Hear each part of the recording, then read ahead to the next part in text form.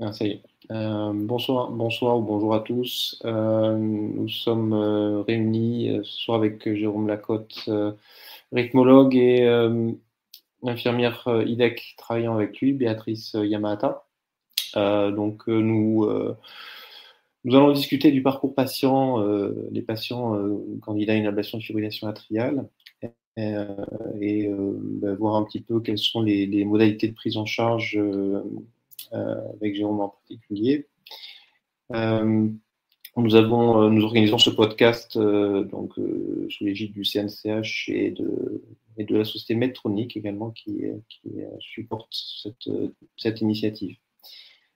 Bonsoir à vous deux, Jérôme et Béatrice. Bonsoir. Alors, Bonsoir.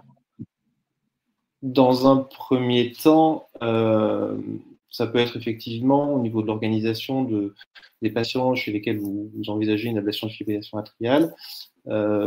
Comment ça se passe peut-être, Jérôme, dans un premier temps? Est-ce qu'il y a une consultation préalable? Est-ce que ces patients qui sont adressés de l'extérieur, qui sont pris en charge directement par l'IDEC, comment vous fonctionnez? Il y a eu un gros changement, Hugues, puisque on était encore il y a quelques années sur un fonctionnement très classique, un peu pyramidal. Le patient allait voir le généraliste, puis le cardiologue, puis le rythmologue. On disait oui, il faut vous ablater. Une consultation, on attendait 3-6 mois qu'il y ait de la place, on l'ablatait. Et puis on lui disait revenez nous voir dans 4 mois. Bon, et en fait, cette prise en charge qui a été balayée par le Covid, la crise démographique, la difficulté d'accès aux soins, elle est plus vraiment adaptée. Ça fait déjà 2 ou 3 recommandations qui nous disent que la fibrillation est une maladie chronique. C'est pas qu'un trouble du rythme qu'on peut guérir à tous les coups avec une ablation, qu'il y a des comorbidités, des causes, des conséquences. Et par exemple, Hugues, là, les dernières études montrent que de corriger le surpoids, c'est-à-dire perdre 10% de son poids pour quelqu'un de 100 kilos, en perdre 10, c'est aussi efficace sur l'évolution du rythme que de faire une ablation. Maigrir est aussi efficace que de faire une ablation sur le rythme et pas que sur le rythme. Donc voilà, tout ça on le sait. Alors faire maigrir c'est plus compliqué que faire une ablation, mais c'est comme les coronariens, les insuffisants cardiaques. Si on veut que les ablations servent à quelque chose, que nos patients aillent mieux, il faut vraiment les prendre en charge de A jusqu'à Z. Et on sait qu'effectivement, c'est d'ailleurs bien mis en évidence sur les dernières recommandations de l'ESC sur l'importance de la prise en charge des comorbidités. La difficulté qu'on peut avoir, nous, en rythmologue, on est peut-être un petit peu parfois en bout de chaîne, c'est-à-dire c'est des patients qui sont suivis parfois par d'autres cardiologues, médecins généralistes, diabétologues.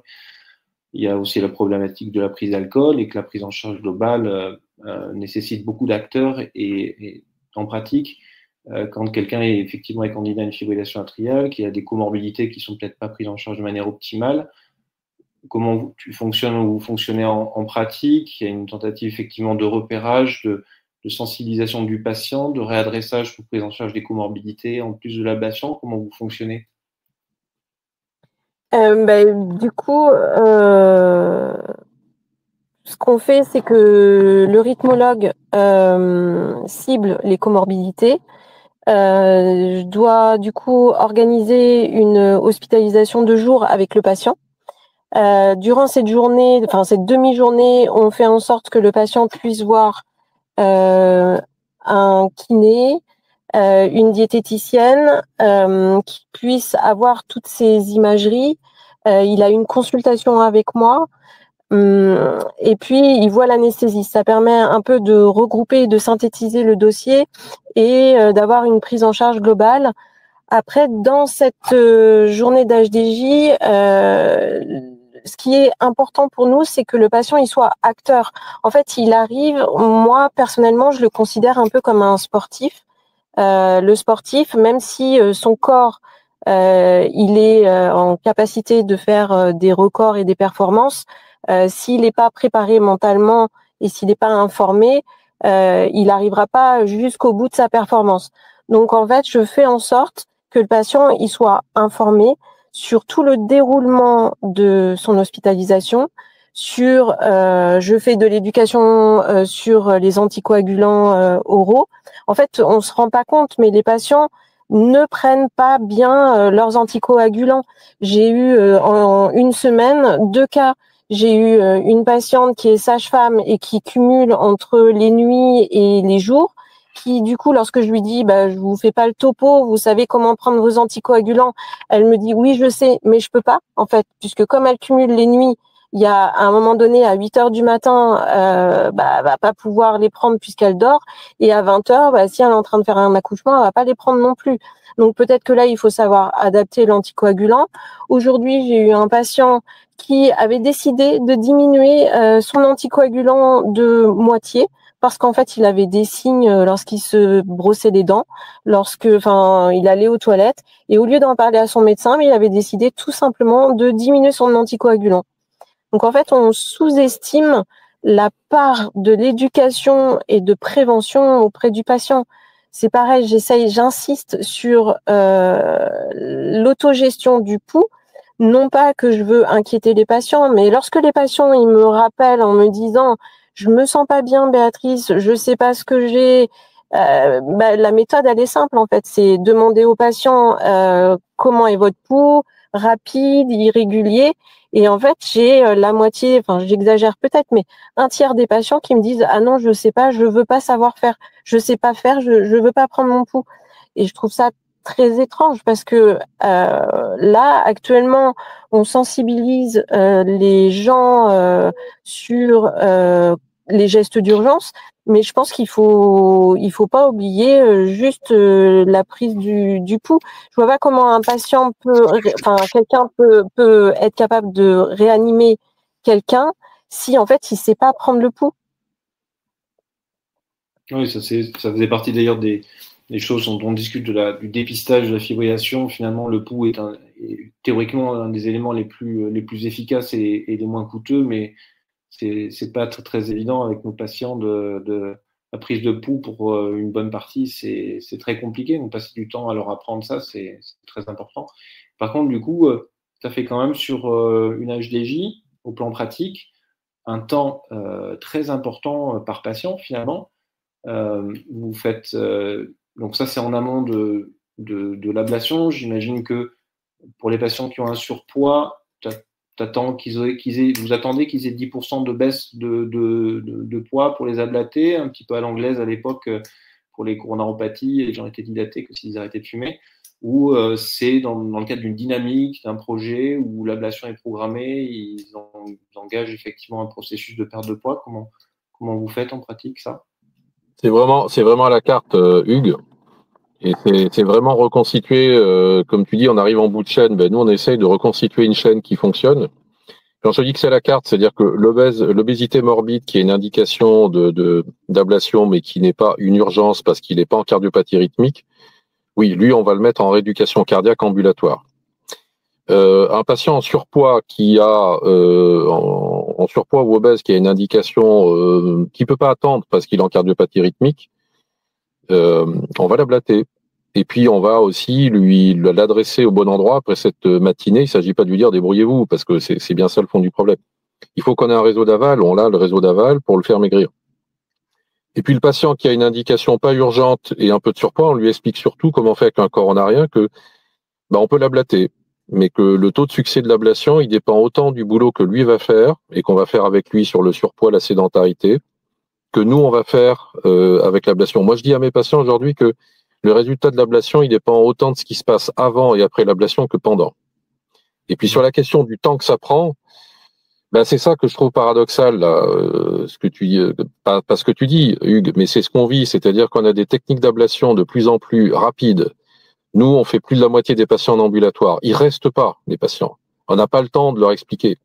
Avec Béatrice, maintenant qui est là, on se rend compte que les 3/4 des choses qu'on leur dit à la sortie de l'ambulatoire, 4 ou 5 heures après, est oublié parce qu'ils sont pas complètement réveillés. Ils te disent oui, les anticoagulants. Mais le lendemain, ils oubliaient. On a été effarés par le nombre de gens qui n'avaient pas compris, malgré l'ordonnance, les consignes écrites à la sortie, qu'il fallait prendre ce traitement. Donc on en est au stade de leur donner ce traitement, de leur donner les ordonnances de sortie à la journée d'hôpital de jour, quelques semaines avant, leur disant c'est ça qu'il faudra faire le jour de votre sortie. Allez à la pharmacie, allez prendre l'antalgique si vous avez mal, allez prendre des anticoagulants si vous les avez pas déjà, pour que ce soit anticipé. Donc tout Bien le sûr. temps qu'on gagne en allant vite au bloc, en salle de caté, en ambulatoire, en fait, le patient, si tu le donnes pas, il est pas pris en charge de façon optimale. Et la cata à la fin, c'est qu'il va revenir aux urgences, il va rappeler le secrétariat, c'est pas interdit. Mais pour des choses qui auraient pu être réglées en un coup de fil, en une page d'explication, en une vidéo, on n'est plus assez nombreux pour tout faire. Il faut qu'on lutte contre tous ces rebonds d'hospitalisation et d'ablation qu'on pourrait anticiper. C'est ça vraiment ce parcours patient. Et donc là, on a vu un petit peu dans les comorbidités un des problèmes quand même fréquents de surpoids. Pour l'hypertension, qui est la comorbidité, je dirais, peut-être la plus importante, si les hypertendus sont pas bien équilibrés, les récidives de fibrillation sont quand même très fréquentes. Comment est-ce que vous faites? Parce que sur une hospitalisation de jour, c'est pas forcément le moment où ils sont bien. Donc, est-ce que vous faites faire des automesures justement pour responsabiliser les patients sur leur prise en charge? Est-ce que vous faites des MAPA? Comment vous faites pour Ouais, ce facteur de risque? c'est tout ça, Hugues. On fait de l'auto-éducation, de l'auto-truc, de l'auto-mesure de tension. On fait de l'auto-dépistage d'apnée du sommeil sur le score défini par nos ERL. On fait de l'auto-suivi, de rythme cardiaque. Alors, il y a la prise de pouls qui peut sembler complètement has-been ou vintage, parce qu'aujourd'hui, c'est de la médecine à deux vitesses. On a presque la moitié de nos patients qui ont un ECG connecté. Et là aussi, tu sais bien à quel point c'est un flux d'appels, de dérangements, d'interruptions de tâches. Bonjour docteur, depuis que vous m'avez blaté, je fais mes électros avec ma montre 3 fois par jour, je vous en envoie 70. Et alors tu sais même pas sur quel mail, sécurisé. Bon, voilà, donc il a fallu aussi mettre tout ça en place, c'est Béatrice qui l'a fait. Comment savoir bien se servir de ces outils? Et c'est pas de ne pas nous déranger, c'est être joignable dans la journée, ou même avec l'astreinte, quand il y a une récidive, à partir de quelle fréquence, de quelle tolérance, quand est-ce qu'on va aux urgences, on a structuré tout ça. C'est pas compliqué, tu le fais, on le fait tous les jours, il suffit juste que ce soit marqué sur un papier, que le patient soit éduqué avant. Et donc là-dedans, oui, le patient, s'il fait du bon boulot, ça arrange tout le monde et il va aller beaucoup mieux et être assuré beaucoup plus vite. Donc c'est un lieu commun, oui, il faut l'impliquer. C'est une maladie chronique. Le patient doit être acteur de sa santé, blablabla. On connaît la chanson, mais on se rend compte en le vivant, maintenant que c'est fait, à quel point c'est magique pour tout le monde. Et pour rebondir sur ce diagnostic ou la surveillance de l'hypertension, il y a quand même beaucoup de patients qui ne font pas tout à fait la différence entre rythmologue et cardiologue et qui pensent que en fait le rythmologue va tout régler. Donc c'est pareil dans cette journée d'HDJ et dans ma partie éducation et prévention, je fais bien attention d'informer le patient sur la différence de ces deux spécialités et l'importance, s'il l'a pas, de trouver un cardiologue. Je lui mets pas la pression, on est bien d'accord, parce que c'est un peu stressant pour chaque patient, mais je les sensibilise sur le fait de trouver un cardiologue en ville dans les 3 à 6 mois qui suivent. Et on les aide à en trouver parce qu'on se rend compte que il y en a plein de patients qui ont des comorbidités, qui viennent nous revoir parce qu'ils n'ont plus de cardiologue, ils en trouvent plus, mais ils n'ont plus d'écho. Nous, on fait pas d'écho pour des raisons d'organisation interne. Donc, ça veut dire aussi que pour le suivi, là, on est en train de mettre ça en place, c'est la journée d'HDJ post-ablation à 1 an ou à 2 ans. Quels étaient vos facteurs de risque? Qu'est-ce que vous avez pu corriger de vous-même, arranger? Vous êtes fait aider par qui? La nutritionniste, le sport, vous en êtes où? Et l'attention, et quand est-ce qu'il faut faire une écho? C'est tout ça qu'il faut écrire et la recette ce qu'on fait chez nous est sans doute transposable, mais avec autant de recettes ou de détails qu'il faut sans doute modifier en fonction des contraintes de chacun. Mais je pense qu'on a tous les mêmes problèmes ou les mêmes objectifs là-dessus. Et donc Jérôme, tu disais au début que effectivement, il y a des patients qui sont peut-être essoufflés, peut-être en insuffisance cardiaque, essoufflés peut-être à cause de l'obésité. C'est difficile de faire la part des choses. C'est aussi que pour les patients insuffisants cardiaques, avoir une volémie équilibrée est essentiel aussi pour l'ablation de la fibrillation, bien équilibrer leur traitement d'insuffisance cardiaque, souvent avec FEVG préservé. Du coup, dans le cas de cette hôpital de jour, est-ce que vous arrivez à régler ça? Est-ce que c'est un pro-BNP? Est-ce qu'il y a un coup d'écho avec une volémie? Est-ce que c'est des choses que tu envisages éventuellement, peut-être avec une infirmière formée à l'échographie? Je ne sais pas si c'est votre cas. Non, c'est pas le cas, mais c'est sûr que ce que fait Béatrice, elle ne pourra pas le faire toute seule. avec pas loin de 2000 ablations par an, on est obligé quasiment de pas de rationner, mais aujourd'hui, c'est que les patients ablatés pour la première fois. Et puis, on a la chance d'avoir une structure polyvalente en interne avec un peu toutes les spécialités ou les autres structures d'accueil. Donc, il y a la rééducation cardiaque ambulatoire qui devient, dès qu'il y a de l'insuffisance cardiaque chronique, et pas simplement une cardiopathie rythmique ponctuelle, qui devient la structure de repli avec les mêmes ressources que celles de l'hôpital de jour. C'est les mêmes acteurs, c'est les mêmes professionnels de santé qu'on propose aux patients sous une forme différente, à un moment différent, mais c'est les mêmes compétences. Il s'agit de faire de la mini rééducation cardiaque sur une journée et puis de la répéter quelques temps après pour suivre le patient. Ok. Au niveau un élément pratique pour la mise en place d'une hospitalisation de jour comme ça, en termes de valorisation, ça rentre dans un cadre valorisé. Alors, je suis pas trop je connais pas exactement les chiffres, mais oui, c'est valorisé en fait. La sécurité sociale, il y a un remboursement, il y a un paiement de cette journée. Les principes, c'est qu'il faut absolument une consultation médicale, 3 intervenants et avec maximum un atelier collectif. Donc nous, on a la chance d'avoir l'anesthésiste qui se greffe sur nous, on a diététicienne qui fait un cours collectif, on a un coach sportif et un psychologue et en tant qu'infirmière de coordination, c'est aussi compté comme intervenant. Mais voilà, les bases, c'est minimum une consultation médicale et 3 intervenants. Et on produit une lettre de synthèse, un courrier de liaison à la fin de la demi-journée pour le médecin traitant, le cardiologue, tous les professionnels de santé concernés pour dire on a dépisté ça, définir des objectifs avec le patient. Objectif à tel délai, sevrage du tabac à tel interlocuteur, perte de 10% du poids sur du moyen terme. Voilà, il faut que ce soit écrit, il faut que ce soit traçable. C'est effectivement très intéressant. Après, nous, juste en termes de positionnement par rapport, nous on voit, on a quand même pas mal de gens qui nous sont adressés pour ablation de fibrillation atriale, qui ont eu des prises en charge peut-être pas optimales. Parfois, c'est un petit peu délicat on aura l'impression de faire un peu d'ingérence sur l'équilibre de la tension ou du diabète ou un certain nombre de choses. Est-ce que vous avez ces soucis-là ou absolument pas? Non, tu sais, on est à Massy, l'Institut cardiovasculaire, c'est à 10 km du périph'. Tout le monde pense que le désert médical, il est pas à Paris, mais les patients n'arrivent pas à trouver un cardiologue aujourd'hui. En région parisienne, même là, ça devient très compliqué. Et je te parle pas d'un endocrino ou autre, c'est la croix et la bannière. Donc on n'en est pas au stade de se faire de la concurrence ou de se le reprocher. On a des critères, nous, d'évaluation. Béatrice a mis en place un suivi avec des textos aussi simple que tout va bien, sinon cliquez ici, on vous rappelle, à J1, à J30, à J365. C'est un projet ARS pilote qu'on fait même, sur l'évaluation, la qualité des soins et la capacité à réduire les consultations, les hospitalisations et les réinterventions, notamment chez les patients ablatés.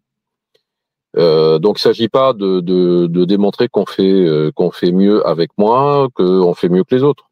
Aujourd'hui, ces patients-là sont abandonnés. Et que ce soit les nôtres ou ceux des autres qu'on récupère pour une 2e ou 3e ablation, alors il y en a qui ont des oreillettes très malades depuis le début, impossible ou presque à guérir, mais qu'on améliore. Puis tu en as aussi qui ont des oreillettes pas trop malades, mais qui vont venir tous les 3 ans, parce que jamais personne, c'est pas que jamais personne n'a voulu, mais jamais personne n'a eu le temps, les moyens de dépister les apnées du sommeil, ou tout simplement de dire, cher monsieur, faut m'écrire. Aujourd'hui, l'industrie, les recommandations, la profession nous presse à faire de plus en plus d'ablations de plus en plus vite. Alors, il faut le faire, mais ça suffit pas à améliorer les patients, quoi. C'est comme si les coronarographistes ou la prise en charge de la coronaropathie se limitait à dire on vous dilate jusqu'à ce que ça aille. En rythmo, il faut qu'on comprenne que c'est pas un trouble du rythme, que c'est une maladie chronique et qu'on doit offrir. C'est long, hein. Nous, ça fait 1 an qu'on est sur ce projet avec Béatrice. Mais il y a à peu près, je pense, tous les outils, tous les moyens pour, dans n'importe quel centre dynamique qui fait de l'ablation des phares, il y a sans doute tous les moyens de mettre en place, débuter ce genre de programme. Je pense que il y a aucune fierté à être les premiers à faire ça. On est les seuls. Si on est encore les seuls dans quelques années, ça voudra dire que qu'on s'est planté ou que ça sert à rien. Et je suis assez convaincu du contraire. Non, je pense que c'est la bonne voie, mais la question, effectivement, c'est l'organisation, la faisabilité, la lourdeur que ça représente. Mais effectivement, si les tutelles poussent aussi dans ce sens et aident à mettre en place de tels projets, c'est quand même très satisfaisant de prendre en charge les patients de cette manière. Pour une question un petit peu différente cette fois-ci, mais c'est sur l'ambulatoire. L'ambulatoire, donc vous êtes à 50% à peu près d'ablation d'ambulatoire. J'imagine qu'il y a le temps de compression qui est un élément peut-être limitant. Est-ce que tu utilises des systèmes de fermeture veineux éventuellement pour aider à cela?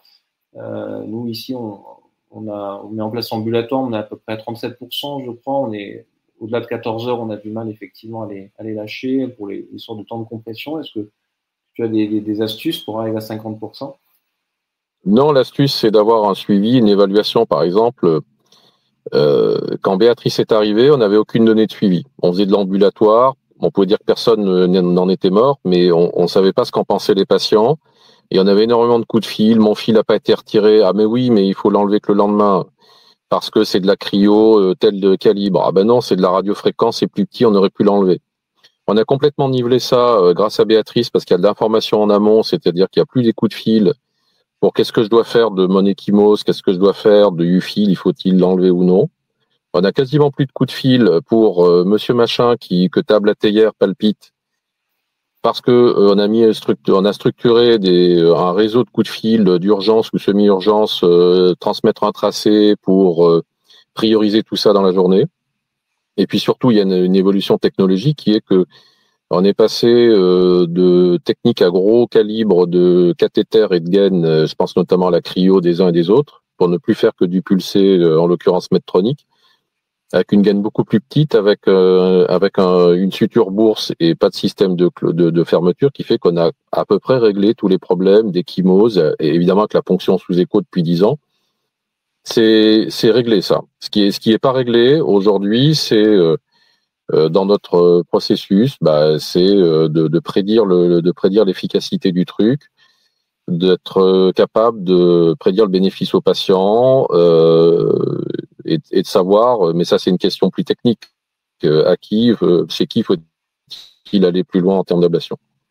Donc je comprends que tout ce qu'on raconte là en termes de parcours patient puisse effrayer pas mal de monde en disant c'est un énorme boulot, faut trouver une ou deux perles pour faire ça. Mais franchement, Hugues, moi ça me rappelle tout ce qu'on a fait il y a 20 ans avec la télécardio, c'est-à-dire que ça pouvait sembler être une usine à gaz, il y avait 5 constructeurs, 5 sites. Et en fait, oui, il faut faire l'effort d'organisation au début, mais ça nous fait gagner un temps fou. Et c'est pas que Béatrice fait le boulot des 9 rythmos de l'équipe. C'est que quand tout est planifié, anticipé et un peu prévisible, on gagne un temps fou en n'étant pas dérangé 25 fois par demi-journée en salle de caté cantablate. C'est que c'est comme la télécardio. On voit moins les patients, mais on les voit juste quand il faut sans attendre. C'est juste ça. Et la difficulté pour les médecins, pour les IDEC, même pour le CNCH, c'est d'imaginer quelle organisation, qu'est-ce que peut être le transmetteur. Les patients qui ont un PES ou un DEF, ils ont un transmetteur. Les patients Conablat, il faudrait qu'ils aient un objet connecté, enfin un ECG connecté, que ça soit un peu valorisé, un peu reconnu, un peu cadré, qu'on sache où envoyer les tracés, comment on les archive et comment on les utilise.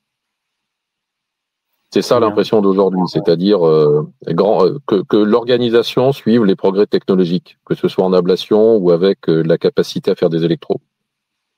En tout cas, c'est un très bel exemple de prise en charge complète. Merci à tous les deux. Pour ma part, c'est un exemple à suivre et on va essayer d'utiliser votre expérience pour mettre en place un certain nombre de choses chez nous. Puis j'espère que ça donnera des idées à d'autres.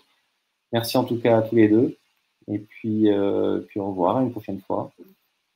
Merci à toi, Hugues, et à toute l'équipe. Et notre porte est ouverte à tous ceux qui veulent voir comment ça marche. Il n'y a pas de secret, il n'y a pas de mystère. À bientôt. On viendra plus te voir. On vous voit.